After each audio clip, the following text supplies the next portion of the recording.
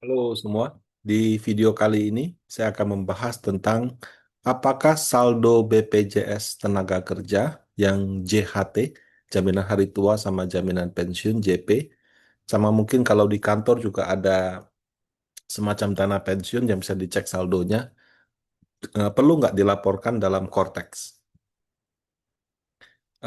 Kalau setiap tahun, bukan setiap tahun sih, kalau kamu download aplikasinya BPJS TK ya, yang JMO itu, kamu bisa lihat bahwa di dalam aplikasi tersebut itu kita bisa cek status program kita yang sedang jalan, gaji grossnya berapa versi kantor, dan juga eh, saldo daripada BPJS JHT-nya. Kalau mau JP-nya kamu mesti download yang satu laporan, tapi kalau JHT-nya itu kamu tinggal klik yang jaminan hari tua yang seperti contoh di samping di atas ini, ya. Nah, saldo tersebut kadang kita lihat, wah boleh juga nih kalau sudah kerja cukup lama ya. Nah, pertanyaannya apakah saldo ini perlu dilaporkan dalam Cortex karena itu kan milik kita.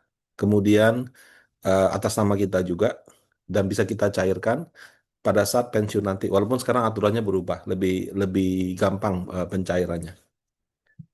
Nah, menurut saya tidak. Kenapa? Eh, saya sih sudah sampaikan sih, oh itu deferred tax gitu. Tapi walaupun saya jawab demikian, orang bingung deferred tax itu apa gitu. Terus banyak juga, saya sampai pernah bertemu dengan salah satu, dua eksekutif malah. Dua eksekutif yang merupakan pejabat tinggi di perusahaan manajemen investasi, dan itu juga yang perusahaannya juga punya program serupa seperti itu. Mereka berkeras, enggak, Ruth, dilaporkan. Saya bilang enggak gitu. Ya akhirnya berdebat panjang, dia bilang terserah, kamu kalau percaya, kamu lapor, kamu kalau kalau kamu percaya omongan saya, kamu tidak laporkan, tapi kalau kamu nggak percaya, kamu laporkan, itu juga hak kamu gitu. Nah, eh, ya dan namanya Cortex kan tuh yang buat pelaporan Anda. Ya suka-suka kamu aja gitu kan. Nah, sekarang jadi pertanyaan kenapa saya jawab tidak, ada tidak perlu dilaporkan dalam SPT Cortex gitu. Pertama kita harus tahu bahwa pajak itu ada yang dipotong langsung. Kalau bahasa Inggrisnya withholding tax. Jadi kalau kita lihat di laporan keuangan atau di semacam transfer atau apa ada tulisan WHT, itu artinya pajaknya dipotong langsung. Contoh kalau kita kerja di kantor, terima gaji, sudah dipotong pajak sama melalui HRD perusahaan gitu. Bonus, tunjangan, komisi, honor gitu ya.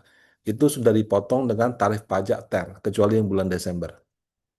Kamu kalau taruh deposito di bank, eh, beli obligasi gitu ya. Kamu jual saham, jual kripto. Nah, itu juga sudah dipotong pajak. Itu namanya pajak final, seperti itu. Ada yang 10%, ada yang 0,1, ada yang 20%. Nah, itu adalah withholding tax. Artinya pada saat kita terima penghasilan tersebut, sudah dipotong pajaknya. Nah, tapi ada juga kategori yang dipotongnya nanti. Nah, kalau yang dipotong langsung namanya withholding tax. Kalau dipotong nanti namanya deferred tax. Kamu kalau belajar tentang CFA, belajar tentang investasi yang buku luar negeri, biasanya mereka membagi. Kenapa? Karena deferred tax ini kita berbicara industri dana pensiun. Nah, deferred tax itu artinya kamu terima penghasilan, tapi dipotong pajaknya nanti gitu. Contohnya kayak apa? Contohnya kayak jaminan hari tua. Jadi contoh misalkan ini adalah slip gaji Anda. Misalnya Anda kerja di perusahaan, disebut gaji pokoknya 10 juta. Nah, setiap bulan kamu akan terima ya, kalau perusahaan melaksanakan kewajibannya dengan baik itu, dia akan ada tunjangan JHT perusahaan 3,7%. Artinya gaji kamu 10, perusahaan itu secara wajib harus tambahkan 3,7% untuk jaminan hari tua. Kemudian perusahaan juga harus tambahkan 2% dari 10 juta untuk jaminan pensiun. Nah, kalau jaminan hari tua ini gajinya unlimited, gajimu kalau 100 juta dia kali 100 juta, 1 M dia kali 1 M. Kalau JP ini ada batasannya, dua kali UMR kalau nggak salah, sekitar 9-10 juta gitu. Nah, kemudian ada jaminan kecelakaan kerja, jaminan kematian ini semacam asuransi, termasuk juga BPJS Kesehatan. Jadi walaupun gaji pokok kamu 10 juta, actually kamu punya penghasilan itu di mata perusahaan itu 11 juta. Kenapa? Karena dia harus bayar kamu eh, ini seperti ini. Ini di luar fasilitas yang sifatnya wajib ya. Kalau ada asuransi swasta, fasilitas kendaraan, komisi dan lain-lain. Ini sifatnya basic aja. Nah, tapi dasar pengenaan PPh 21-nya itu cuma dari gaji pokok plus JKK, JKM, dan BPJS. JHT sama JP itu nggak dipotong pajak. Jadi kamu bilang gaji pokok 10 juta, sebetulnya perusahaan bayar kamu 11 juta 24 ribu, tapi dari 11 juta 24 ribu itu ini kenakan pajak adalah 10 juta 454, karena dia mengeluarkan yang 370 sama 200. Nah, kemudian yang kamu terima, ini pajaknya adalah 156 ribu, kamu sendiri juga ngiur ke JHT 2%, JP 1%, BPJS Kesehatan 1%. Nah, sehingga take home pay kamu 9,4. Dengan kata lain, setiap bulan itu kamu pribadi dari kocek kamu melalui kantor itu 300 ribu untuk JHT dan JP, kantor 570 ribu untuk JHT dan JP. Nah, 570 ribu sama 300 ribu ini itu gak dipotong pajak, Bapak Ibu. Eh, Bukan berarti bebas pajak, tapi dia potongnya waktu kamu carikan nanti. Makanya disebut dengan deferred tax. Jadi atas nama kamu asetnya sudah bertambah, yaitu JHT, tapi dipotong pajaknya nanti gitu. Nah, eh, dengan demikian, karena dipotong pajaknya nanti, berarti kalau kita mau catatkan sebagai harta, menurut saya juga nanti setelah kita terima, bukan sekarang ini gitu. Nah, pada saat kita cairkan nanti, kamu akan dipotong pajak. Seperti apa cara hitungnya? Jadi berdasarkan peraturan pemerintah nomor 68 tahun 2009, yang namanya tarif pajak penghasilan JHT, JP, dana pensiun, itu bersifat final ya apabila dicairkan sekaligus atau bertahap maksimal 2 tahun. Jadi kalau misalkan dana pensiun kamu dicairkan sekaligus ataupun dicicil dalam 2 tahun, final. Tapi kalau dia bayar bulanan sampai kamu meninggal, ada tipe DPL, dana pensiun yang seperti itu namanya dana pensiun manfaat pasti, itu dipotong pajak progresif. Ya, beda ya. Jadi kalau misalnya kamu kerja di perusahaan yang ada dana pensiun, kamu pensiun, kemudian setiap bulan masih dibayarin, nah itu namanya dana pensiun manfaat pasti. Dia biasanya sudah menggaranti dan dia bayar setiap bulanan. Itu tipikal yang namanya JP, jaminan pensiun. Tapi kalau JHT biasanya sekaligus. Nah, eh, kalau dulu aturannya eh, pensiun itu baru bisa dicairkan umur 56 tahun. Tapi ketentuannya ini diubah dalam Permenaker nomor 4 tahun 2022, di mana Permenaker ini juga waktu itu ceritanya ada demo besar sih. Jadi ada Permenaker nomor 2 2022, demo besar, kemudian diganti jadi Permenaker nomor 4. Nah, dalam Permenaker nomor 4 tahun 2022 itu syarat pencairan JHT itu 100%. Jadi kita bisa cairkan semua JHT 100% apabila satu, usianya sudah 56 tahun tanpa harus resign gitu ya. Dulu kalau orang pikir harus resign dulu baru bisa cairkan, sekarang enggak. Kita usia 56 tahun kita bisa cairkan.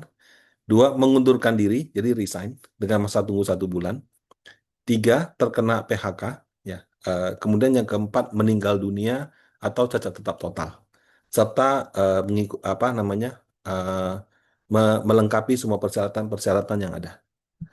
Nah, kalau misalkan kita sudah memenuhi satu dari empat ini, apakah udah umur 56 tahun?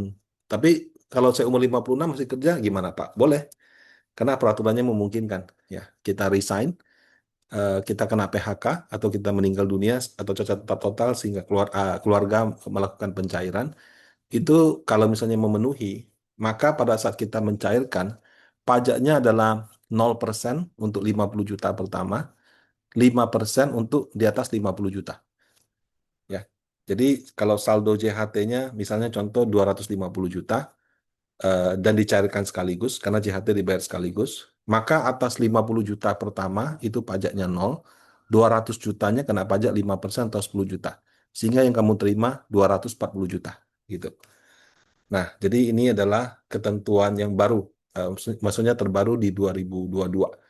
Pajaknya sih dari dulu sudah seperti ini. Jadi kalau kamu cairkan sekaligus seperti ini. Nah, dulu kalau orang belum umur 56 tahun, tapi dia mau maksa cairkan, itu dengar-dengar katanya kena pajak progresif. Sekarang sih enggak. Pokoknya salah satu syaratnya terpenuhi. Nah, kemudian secara perpajakan, kalau dicairkan sekaligus atau bertahap dalam 2 tahun, maka itu eh, cuma dipotong 5%. 5% pun untuk nominal di atas 50 juta. Nah, waktu kita cairkan JHT itu, nah, baru kita laporkan di SPT sebagai penghasilan pajak final. Jadi di lampiran L2. Nama itemnya uang pesangon, uang manfaat pensiun, tunjangan hari tua, jaminan hari tua yang dibayarkan sekaligus. Nah, kode ojek pajaknya seperti ini. Nah, yang kita lampirkan 250 sama 10 juta. Gitu. Nah, kalau misalnya proses pencairan kamu normal gitu ya, sesuai aturan, mungkin saja pas kamu klik posting SPT sudah keluar otomatis gitu. Saya pernah lihat ada yang keluar di situ otomatis. Nah, jadi kalau dia nggak keluar, kamu masukin dengan angka seperti ini. Tapi kalau dia, eh, sorry, kalau dia nggak, dia kalau nggak keluar ya, kamu klik seperti ini. Tapi kalau dia sudah keluar, harusnya otomatis sudah muncul seperti di atas. Nah, jadi kalau secara pajak, pada saat saya cairkan ini kan saya dapat penghasilan 250 juta dipotong pajak 10 juta. Eh, Berarti kan saya ada tambahan penghasilan dong. Nah, baru saya bisa laporkan misalnya 240 juta ini saya taruh di deposito. Baru saya laporkan di harta 240 juta seperti itu. Nah, sehingga waktu akumulasi nilainya 10 juta, 20 juta, 30 juta, 40 juta, nggak perlu dilaporkan. Kenapa? Karena kalau pas kamu laporkan, kamu ada harta seperti itu, pada saat kamu cairkan, kan ada penghasilan lagi. Nah, itu ibaratnya kamu belum dapat barangnya, kamu sudah laporkan, kamu belum dapat, belum ada uangnya, belum atas nama kamu di bank, kamu sudah laporkan punya hartanya. Walaupun mungkin bisa dijelaskan dari kamu punya penghasilan gitu.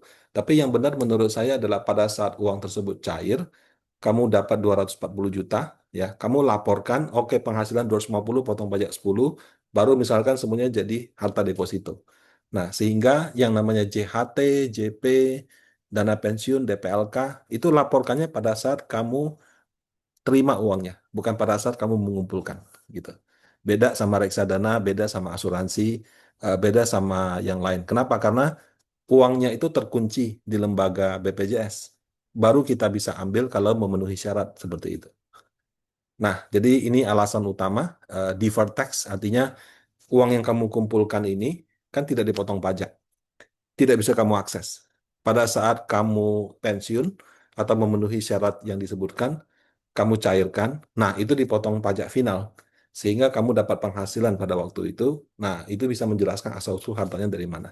Itulah alasan eh, yang sama seperti asuransi jiwa murni, kenapa nggak perlu lapor.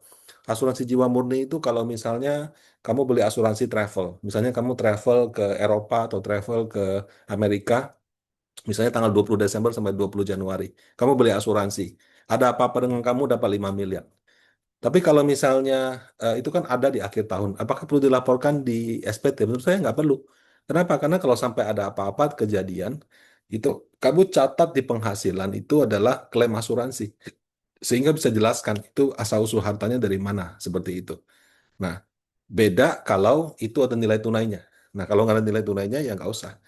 Nah, jadi asuransi travel, asuransi jiwa, asuransi kebakaran, asuransi umum seperti itu, menurut saya eh, cukup tidak perlu dilaporkan dalam konteks karena prinsipnya sama kayak yang JHT ini. Kita waktu terima itu ada penghasilannya.